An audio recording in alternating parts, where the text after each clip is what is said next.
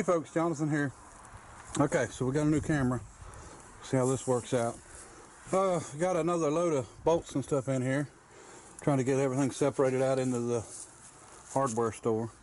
What we're going to keep and then what we're not going to keep. So anyway, I'll show you that as we go along. That's the only thing I've got going on right now. So, alright, show you more. Alright folks, kind of hard to see I'm sure, but we got us a pretty good selection of socket head cap screws. And now we've also got a good selection of countersink socket head screws. So we're good to go. Some of them had a little rust on them. We sprayed everything with WD-40. I got to do a little bit more, but looking good. You know, bolts are absolutely a lot of work. Don't let anybody tell you it's not. So, you know, if you get bolts, you got to be responsible enough to get them put away, but also not to let them get wet. So now we also got every size and every kind of set screw that we'll ever need. Not only coarse thread, but fine thread, and we just got loads and loads of them. So got little tiny ones and big ones and you name it. So we're good to go with them also. So 2 days of sorting through bolts and stuff to get all that. So, you know, you got to look at yourself and see what your time's worth and whether it's worth doing or not. But when they're free, you know, you can make time, and that's what we've got. I guess a day and a half total is what I've got in getting everything ready, and then we've got a bunch left over that we're not using, which are small bolts and stuff, or small screws and stuff like that I've already got plenty of. And I restocked a lot of the shelves with a lot of different stuff. Whether it be lock washers, you know, 1 inch, 7/8, and then all the way down. I think them are 9/16 and 1/2 inch, 3/4, 5/8. So we got everything there. And then I got my 3/8, 5/16 and 1/4. So we got everything from inch down to 1/4 inch for lock nuts. And let me see, we restocked a lot of bolts. A lot of bolts, not necessarily we was low on, but we didn't have a lot of. 1/2 inch course, we're going to have to do a little stocking on them. You know, we got some short ones, but you know, you get the 2 inch, 1.5 inch, well, I guess 1.5 inch, 1.75 and stuff. I've used a lot. I mean, believe it or not, I come in here all the time grabbing bolts, so it's worked out really well to have everything, you know, at your fingertips basically. So you don't have to go through a lot of trouble. So, all right, well, on to bigger and better things, right? Okay, folks, woke up this morning and realized that I do not have an orchard sprayer. Now, I don't need an orchard sprayer, but you know, what's wrong with having one, right? So I went and bought one, and this is an old one. This is a Friend manufacturing. I'm thinking, I know the engine was built by Friend. I don't know that the orchard sprayer was. They say Friend orchard sprayers, but I haven't done enough research yet to know for sure. But we've got some work to do on it. Now, the guy that had it said that this thing was 58 inches wide, and the rear axle ended up being 59.5, and the front axle was 60 something, and this trailer's only 59.5. So we was able to just to barely get it on here, but the wood is still here. It's not in great shape or anything, but we're not going to do anything with that. So what happens is this sort of is a crank journal, and when it goes around, it makes it go each way. Now we're missing a piece. Actually, I think we've got it. I think I see it laying in the inside. There's some pieces in there, but either way we can make it. It'd just be a bushing that would go inside of here that would ride against the sides of it. So this is just a dual pump is what it is.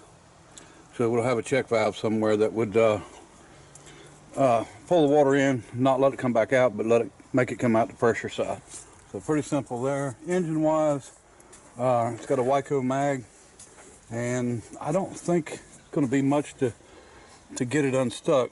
Now, he told me that and everything on it's been, you know, it's been sitting in the weather for a long time, but he told me that the engine was stuck and that the head had been pulled off and that the rocker arm was missing. So we'll have to make a exhaust rocker. And intake don't run a rocker, it's atmospheric. So this is just a throttle governor engine. It's actually got a governor on it right here, and just adjust the carburetor.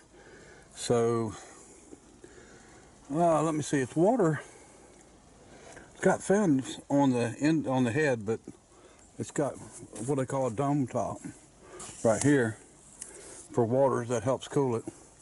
So it's just a little bit different of an engine. So what we'll probably do is go ahead and take the bottom case off and see what we can do about getting the piston out of it. It's not, I don't think it's stuck that bad. I pulled the head off, and you know, the bolts are missing and everything, but I pulled it off and it don't look too bad. We can always look at pictures and we can figure out how to make a rocker for it. It's not a big deal. So and the rocker, I'm sure it's just going to pivot here, and it's going to come off. It's going to come off the lobe right here and come up and be pushing the valve. So I mean, there's not, don't look to be too much to it. So we just have to figure out what it looks like and go from there. So anyway, maybe we'll see if we can get it fired up. See if we can make her run. I don't think it'd be too bad. There you go. Everybody needs an orchard sprayer, so go out and get yourself one.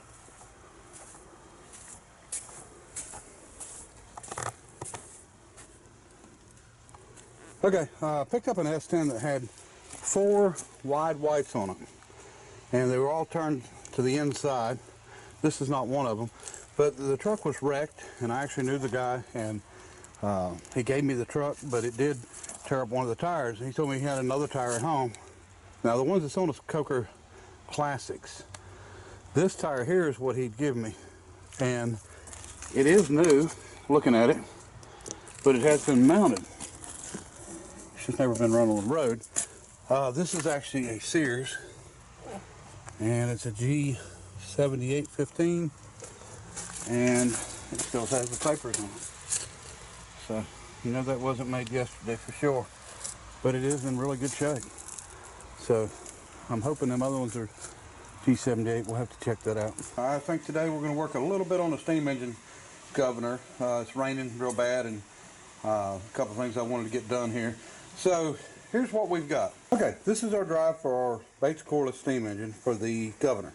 This is actually a belt guide and belt pulley shaft and belt pulley, which was missing, and I bought this. This is actually a case, jack case. It don't have a really good taper to it, and I thought it had a little bit more of like a crown in the center, so we're going to probably machine this crown a little better so it holds the belt in the center.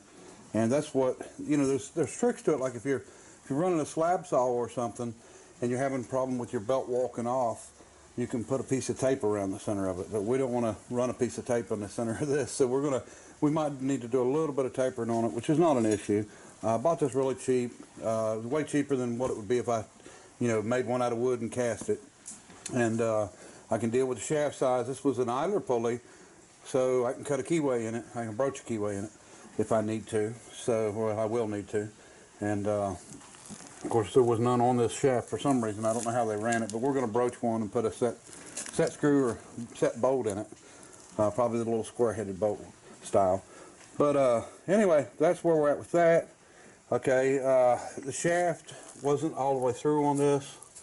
And I'm going to show you in the picture where this was sitting at on the machine. It had been sitting there for years like that.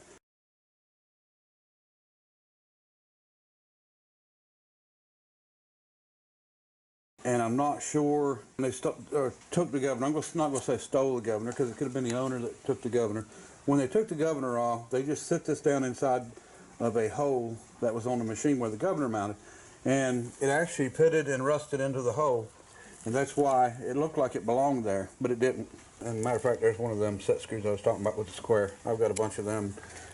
They look more period correct. But anyway, so this thing had sat there all that time, and then it got lost when the other guy started moving it, and I was able to go to his farm and find it.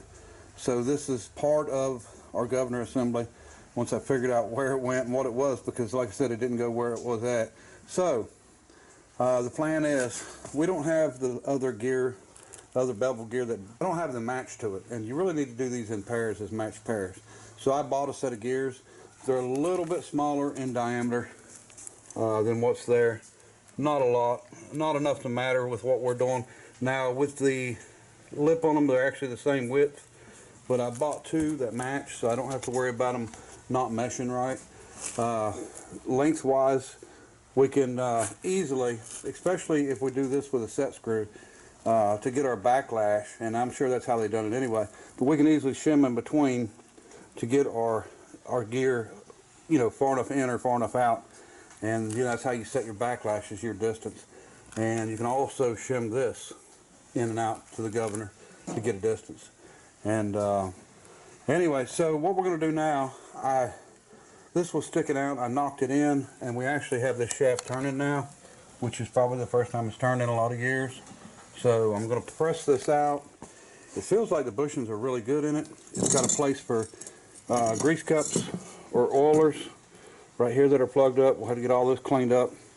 May or may not sandblast this. If I do, I'm going to cap it off so that no sand can get inside of it. But we're going to get this shaft out of here and possibly see about maybe using the shaft. I don't know. It depends on the condition. We can turn it down here, get our gear on how we need it. I haven't found what holds this gear on yet. It's got a keyway, but I don't know if it's I don't see any set screws or anything, so it maybe just be pressed on. And then we're going to cut a key in that. We're going to broach a key in that, and we'll get it all set up. And I don't see it as being an issue to get this part done and together. And we'll just work on trying to get this gear, our new gear, in the same, about the same spot as this one. All right, we got the shaft out. It's actually in unbelievably good shape. I don't know if they ran bushings in here or what, but it feels really nice. We'll have to check it out. I would say there's probably some bushings in there. Okay folks, so we've got the shaft off of the gear, and it was just pressed on, but had a key in it. Looks like a 1/4 inch, but it was kind of a weird situation with this, because it looks like they put a piece of maybe brass sheet around it and then pressed it on, and then it looked like, I don't know, maybe they tried to braze it some or something, I don't know. Anyway, that's how it was held on. So we will probably maybe do a sweat fit or something. I don't know yet what I'm going to do. There's no hold down on these, but I need to be able to go to the back side of this, even if it's the OD outside of this piece, and make a bushing, and that bushing will come up against the inside of this case, and that's how I'm going to partially set my backlash. Okay folks, been working away at it here, and I've got our surface machined. See if you can see the crown here. You can see. So that should hold our barrel belt to the center. We just machined each side, and I actually machined one side and flipped it over and then machined the other side because we wanted the angle to be exactly the same. So that's done. Set screws in it. Now I've got it turned over. It needs to be flipped around the other way. Set screw goes to the inside, but I've done away with the grease fitting and put in a nice big set screw. This end's done. Only thing I got to do now is key it, and then I'm going to sweat it on there. Then I'm going to make an 800,000 thick spacer for the backside. So what I've done, it's kind of hard to figure out how I was going to do it, but what I ended up doing was figuring out exactly where this gear, where the center of our tower for our governor was, and I've done that with the blueprints. So once I figured that out, I was able to figure out the center of this, and then how far the gear went, and where it went, and then where I needed to set it in relation to the outside of here. So with some math, I have figured out that 800 thousandths space between here and the back of this gear will set it just about where we want it, and we can shim it from there. So that's going to put us where our gear will be exactly where we want it.